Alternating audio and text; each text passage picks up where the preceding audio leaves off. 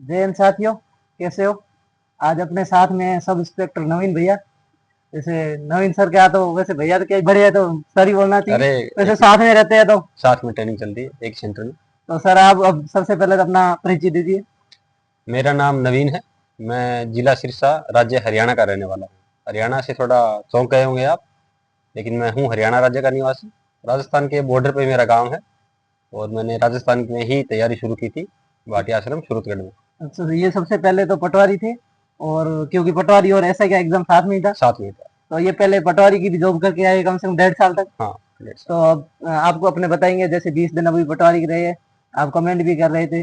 तो मैंने यहाँ हमारे अपने ट्रेनिंग सेंटर में बहुत सारे थानेदार है जो पटवारी से ऐसा ही बने, क्योंकि वो साथ में क्योंकि हिंदी हाँ, वो हिंदी सब इंग्लिश सब इसमें काम सब आ रहा है। साथ में काम आ जाती है। तो उस हिसाब से आज अपने को 20 दिन में ये बताएंगे सर कि क्या करना चाहिए। सबसे पहले आपके यही कमेंट रहता है कि कॉन्फिडेंस नहीं आ रहा है, और अब कितने टेस्ट देना चाहिए ये भी पूछ रहे हैं हम्म, कि टेस्ट कितने देने चाहिए।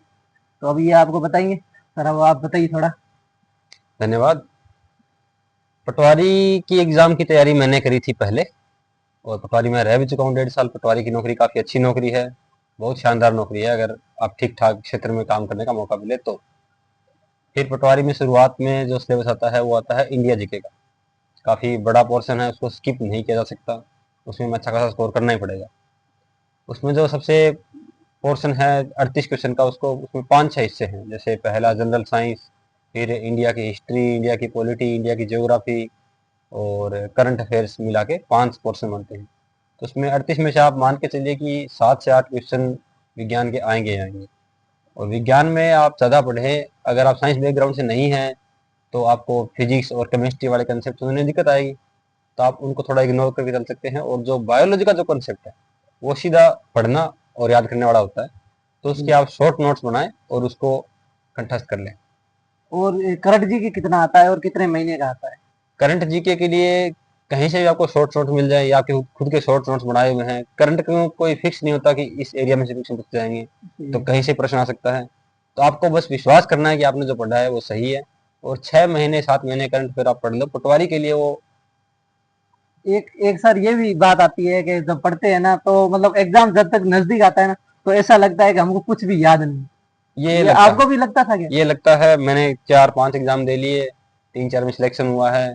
हर एग्जाम से पहले लगता है, और ये लगने का मतलब है कि आपकी तैयारी है अच्छा और जी। आप सिलेक्शन लगभग ले लेंगे। क्योंकि जिसकी तैयारी नहीं होती तो उसको कोई उसको डर नहीं लगता। डर नहीं मैंने लगता। एक एग्जाम दिया था जिसमें मेरी बिल्कुल तैयारी नहीं थी, मैं सिर्फ देने गया।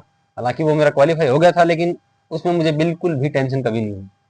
और जिन एग्जाम की मैंने तैयारी की थी, जिनमें मेरी इच्छा थी लगने की, जैसे पटवारी और ऐसा ही दोनों एग्जाम थे, उसमें मैंने खूब मेहनत भी करी थी और मेरा सिलेक्शन भी हुआ। और उसमें एग्जाम से जस्ट एक दिन पहले तक, एग्जाम देने तक मेरे दिमाग में डर था कि क्या होगा क्या होगा, जो पढ़ा है वो आएगा या नहीं आएगा।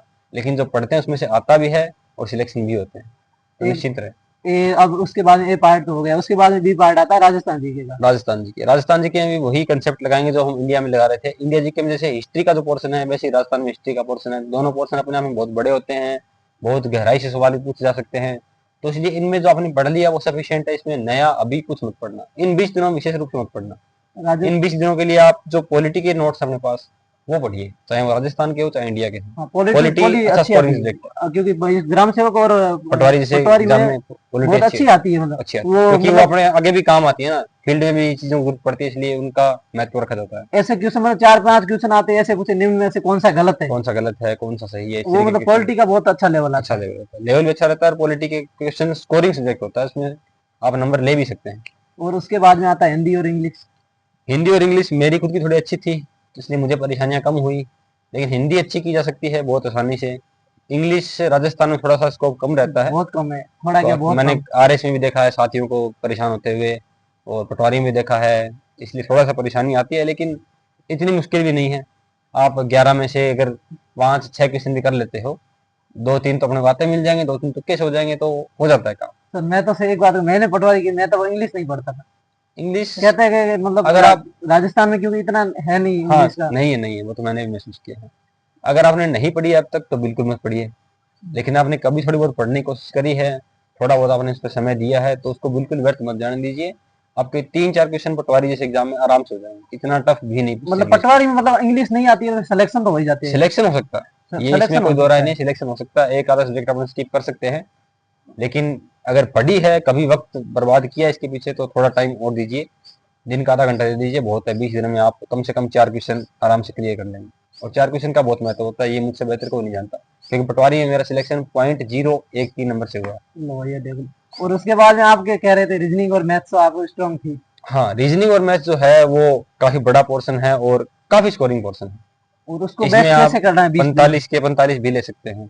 इसको कैसे बेस्ट किया जा सकता है अभी 20 दिन में? इसको बेस्ट करने के लिए सबसे बेहतरीन तरीका जो मैं बता सकता हूँ आपको, वो ये है कि आप टेस्ट दें, और उन टेस्ट में जो सवाल पूछे जाएं, अच्छे संस्थान के अगर आप टेस्ट देंगे, अच्छे जगह से आप टेस्ट देंगे, तो उस टेस्ट में वो उसी तरीके के प्रश्न पूछेंगे जो पटवारी में आने हैं। हाँ, उस तरीके के प्रश्नों को, उस टाइप के प्रश्नों को आप एक दो बार अपने हाथ से हल कर लेंगे हल अगर करेंगे। इन 20 दिनों में, तो आपकी जो शॉर्ट टर्म मेमोरी में वो तरीका फिट हो जाएगा।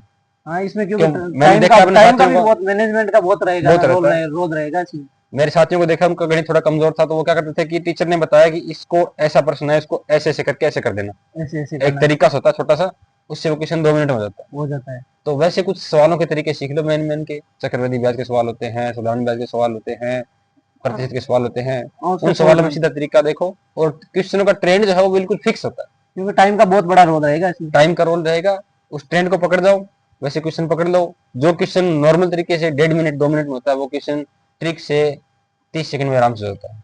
तो वैसे 10-12 क्वेश्चन अगर छांट लेते हो, तो आप बाकी लोगों से काफी आगे चले जाते हो, और वही करना है, बाकी से आगे निकलना है। तैयारी सब कर रहे हैं। ओके सर, तो अब रही है कंप्यूटर की बात। 10 क्वेश्चन आते हैं सर, क्योंकि आजकल राजस्थान के हर एग्जाम में कंप्यूटर कंप्यूटर दौड़, है, हाँ। क्योंकि हर एग्जाम में कंप्यूटर की, चाहे आज टीचर बना तो भी उसको कंप्यूटर यूज कंप्यूटर करना बना है। है। तो कंप्यूटर के लिए आपने क्या पढ़ा? कंप्यूटर के लिए तो जो RS-8 ये इसमें है ही, जरूर कर दी गई है। जरूरत है। तो वो आपने कभी न कभी पढ़ी होगी थोड़ी बहुत, उसकी जो पतली किताब आती है वो, एक छोटी सी किताब, मैं शायद नाम भूल रहा हूँ। दक्ष आ रही है। हाँ, दक्ष नाम शायद एक किताब आती है। कोई भी पढ़ लो का बिल्कुल थोड़ा सा पढ़ लो कंप्यूटर को, लेकिन पढ़ लो, बेसिक कंप्यूटर ही आता है। बेसिक कंप्यूटर पढ़ लो, वही आएगा। कंप्यूटर में ध्यान रखने बात यह है कि गलती नहीं करनी है। गलती नहीं हम घर करनी। आके देखें कि ये क्वेश्चन मुझे बहुत अच्छा आता था, लेकिन जल्दबाजी में उसको गलत कर दिया। उन जो 10-15 सवाल है उनको बहुत ढंग से करना पड़ेगा, और वो सारे के सारे सही हो सकते हैं। और अब ये क्या बात हो गई, पेपर के बारे में, अटेम्प्ट करने के बारे में थोड़ा बता दो। अटेम्प्ट करने में जो मैं बता रहा हूँ समस्या सिर्फ कंप्यूटर की नहीं है, और विषय कंप्यूटर में फिर ज्यादा है, और पोर्शन में भी समस्या रहती है कि प्रश्न आता होता है, हम देख लेते हैं जल्दबाजी में, नहीं है ये पढ़ना भूल जाते हैं, या कौन से सही है ये पढ़ना भूल जाते हैं, फिर कै का ख, ख का ग करके हम एक आधा प्रश्न गलत कर देते हैं। ऐसे 3-4 प्रश्न गलत होना भी हमें सिलेक्शन से बहुत पीछे धकेल देता है, बहुत अकेले। और ऐसे 3-4 प्रश्न सही होना हमें मेरिट में बहुत आगे पहुंचा देता है। तो इसलिए इस चीज का विशेष ध्यान रखें कि हमें दिमाग को शांत रखना है, बिल्कुल ध्यान से करना है। टाइम मैनेज हो जाता है, उसके लिए आपको करनी पड़ेगी प्रैक्टिस। प्रैक्टिस 20 दिन है, तो मेरा जो मानना है कि आपको 15 नहीं तो कम से कम 10 टेस्ट तो आपको देने ही चाहिए। आप एक दिन छोड़ के एक दिन एक टेस्ट जरूर दीजिए। टेस्ट में भले आपका स्कोर अच्छा है चाहे बुरा आए, हमें टेस्ट का उद्देश्य ये रखना है कि हम गणित के सवालों का ट्रेंड समझ पाएं, और कंप्यूटर के हिंदी के जो प्रश्न है वो हम सही तरीके से अटेम्प्ट कर पाए। हमारा मकसद ये रहना चाहिए। और रिस्क कितनी लेनी हो, नेगेटिव मार्किंग? नेगेटिव मार्किंग पटवारी में 0.1/4 है। 1/3 है। 1/3 है क्या? हाँ, हाँ, तो 1/3 वाले एग्जाम में रिस्क ली जा सकती है, अगर आप 50-50 में हो। और क्वेश्चन वैसे तो किसी भी एग्जाम के बारे में पहले कुछ नहीं कहा जा सकता, कहा सकता है पेपर क्योंकि हार्ड आएगा। एग्जाम अगर बहुत हार्ड आ जाए तो हमें नेगेटिव मार्किंग से बचना चाहिए, हाँ, बहुत ज्यादा बचना चाहिए। और एग्जाम थोड़ा सरल आ जाए तो हमें थोड़ा नेगेटिव मार्किंग में रिस्क भी लेना पड़ेगा। वो डिपेंड करता है कि एग्जाम का हम पेपर देख लें, उसके बाद ही निर्धारित कर सकते हैं। अगर एग्जाम काफी सरल आ जाता है तो हमें थोड़ा रिस्क ले लेना चाहिए, रिस्क लेना चाहिए। 5, 7, 8, 10 सवाल तक हम रिस्क ले हाँ, सकते हैं। मतलब ये से होते पेपर से पहले ही सोच लेते कि इतने अटेंड करने, वो नहीं, सही ये नहीं है। माइंड सेट रखना अपने आप बहुत में सही गलत है। नहीं है। अगर हमने जो वो होता है पेपर, पेपर वैसा ही आ गया तो हम काफी आगे निकल जाएंगे, लेकिन हमने सोच रखा है आसान का पेपर आ गया मुश्किल, और हमने आसान की स्ट्रेटेजी अपना ली, तो वो हमारा नुकसान कर जाएगा। ओके। दोनों तरीके से स्ट्रेटेजी दिमाग में रखें। Okay sir, thank you sir. आप सभी को बहुत बहुत शुभकामनाएं। बहुत अच्छा पेपर करके आई, थैंक यू। धन्यवाद। Thank you sir.